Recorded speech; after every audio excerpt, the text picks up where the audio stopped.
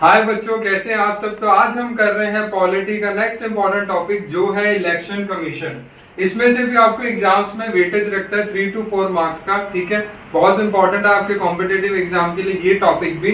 तो सबसे पहले तो आप देख लो, जो इलेक्शन कमीशन था वो कब स्टेब्लिश हुआ था हमारे इंडिया में। That was on 25 Jain 1950। ये क्वेश्चन भी आ जाता है मोस्टली एग्जाम में, 26 जैन 1950।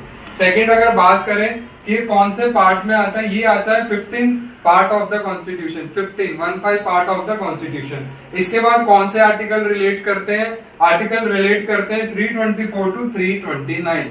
वेरी इंपॉर्टेंट, आपसे डायरेक्ट आर्टिकल्स भी पूछ सकता है, आपको दिख रहे हैं, याद कर लो, डायरेक्ट आर्टिकल्स आते हैं आपके एग्जाम्स में। इसके बाद ये आता है कि ये जो बॉडी है ये कैसी बॉडी है। ये 3 मेंबर बॉडी होती है, जिसमें सबसे ऊपर होते हैं चीफ इलेक्शन कमिश्नर और 2 उनके असिस्टेंट होते हैं वाइस इलेक्शन कमिश्नर। ठीक है, ये आप याद कर लो। इसके बाद अगर हम बात करें आर्टिकल्स की, आपको इंडिविजुअली आर्टिकल समझा देता हूँ।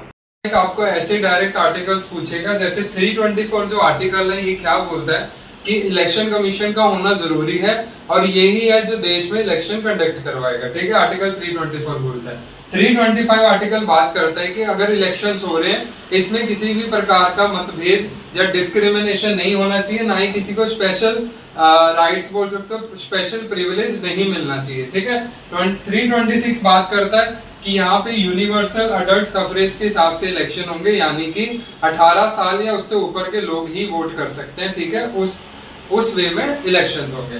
327 बात करता है पार्लियामेंट की पावर रिगार्डिंग इलेक्शन, जो वो चेंज कर सकती है जब स्टेट असेंबलीज के, जब स्टेट लेजिस्लेचर के इलेक्शंस होते हैं ना, तो पार्लियामेंट के पास पावर होती है कि उसमें कुछ चेंजेस कर पाए। ये होता है 327 power of parliament for election in state legislature. 328 same होता है पावर ऑफ स्टेट लेजिस्लेचर की बात कर रहे हैं, अपने वहां पे जब उनके इलेक्शंस होते हैं वो। 329 बात करता है कि जो सुप्रीम कोर्ट है वो इंटरफेयर कर सकता है इलेक्शंस में, यानी कि अगर सही ढंग से इलेक्शन नहीं होते तो वो वार्निंग जब बोल सकता है कि री इलेक्शन करवाओ। ठीक है, इस वे में कोर्ट इंटरफेयर कर सकता है इलेक्शंस में, कोई भी हो। So this is very important.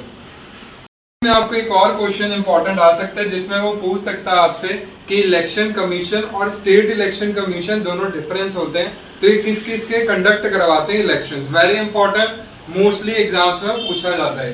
तो इलेक्शन कमीशन का याद कर लो, ये इलेक्शंस कराता है प्रेसिडेंट, वाइस प्रेसिडेंट, लोकसभा यानी कि जो हमारे पीएम होते हैं, मोदी गवर्नमेंट होती है हमारे इंडिया के, उसके, और दूसरा लेजिस्लेटिव असेंबली यानी कि जो स्टेट के सीएम होते हैं ना, और जो स्टेट की पार्टी होती है उसके। ठीक है, ये कौन कराता है, election commission. State election commission याद कर लोगे तो ज्यादा इजी हो जाएगा। ये किसके कराता है, 2 ही, पंचायत और म्युनिसिपैलिटीज। पंचायत और म्युनिसिपैलिटी के इलेक्शन कौन कराता है, स्टेट इलेक्शन कमीशन। याद कर लो, ऑटोमेटिकली आपको याद हो जाएगा कि इलेक्शन कमीशन किसके कराता है। ठीक है, दोनों डिफरेंस है, वेरी इंपॉर्टेंट, बहुत बार आता है एग्जाम में।